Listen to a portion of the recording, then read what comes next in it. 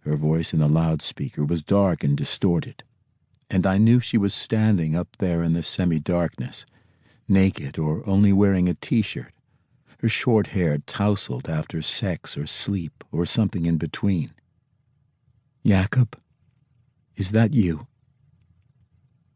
I didn't answer, struggled to tear myself away, and finally got my not-quite-stable legs started.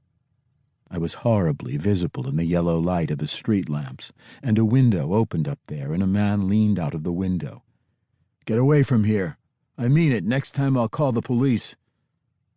Something hit the asphalt with a hollow thud, splintering into 1,000 pieces, and I increased my pace to a half-run and tripped, my hands landing in something soft that smelled like shit. I wiped my hands on my new too-tight jeans. Vanity is truly a sin that brings its own punishment. I woke up sweating booze, glued to the plastic-wrapped box mattress from IKEA that I'd thrown onto the floor of my new bedroom. I'd apparently been clever enough to fling my clothes elsewhere in the apartment during the night, and the window was open a crack to let in the blinding sunshine. I walked out to the kitchen and opened the empty fridge while I tried to decide if there was anything I actually needed. Food, sleep, sex. It was alarmingly quiet in my needs center. No requests besides the hair of the dog, a beer I pulled from a six-pack with trembling hands. Back in the living room, I flicked through some of the LPs in one of my cardboard moving boxes. I could buy a new record player and a pair of half-decent speakers, drink beer, and listen to the police.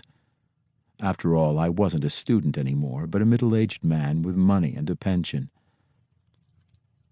I took a sip of my beer, glaring at a dusty cobweb hanging down from the ceiling. From dust you came, and as dust you will forget your time in a 3-bedroom house in Nuremberg. I'd lived here before in Nuremberg, first alone, then with Kirsten. Not in this apartment, but in one that resembled it with all its big city shabbiness. A bunch of students had moved out of this apartment just a few days ago, leaving the finish on the bright parquet flooring chipped in places.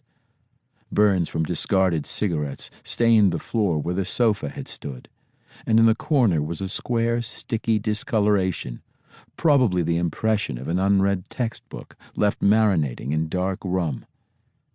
It was scorching hot in the apartment, which had been constructed in a time before the oil crisis and mineral wool insulation, with a massive south-facing window.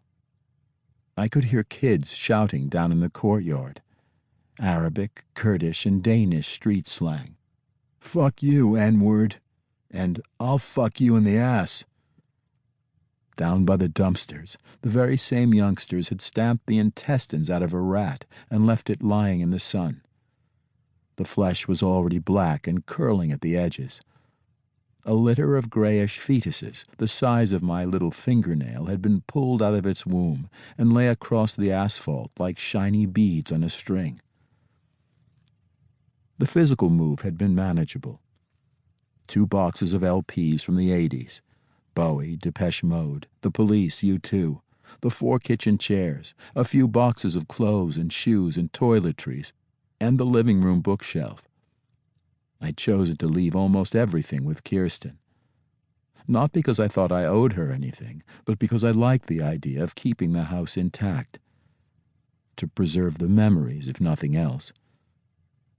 The kids' childhood home and all that. Kirsten had laughed aloud when I'd said it. "I'm not the custodian of your relationship mausoleum," she said, "and I won't be embalming the dining room or marriage bed either." "Not even the cat?"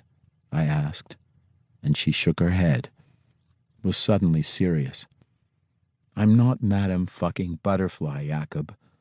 Nothing's going to stay the same. Not the house, and certainly not me, just so you know." Her smile faded. Stupid of me, of course. Insensitive. But I knew so little about the rules of divorce.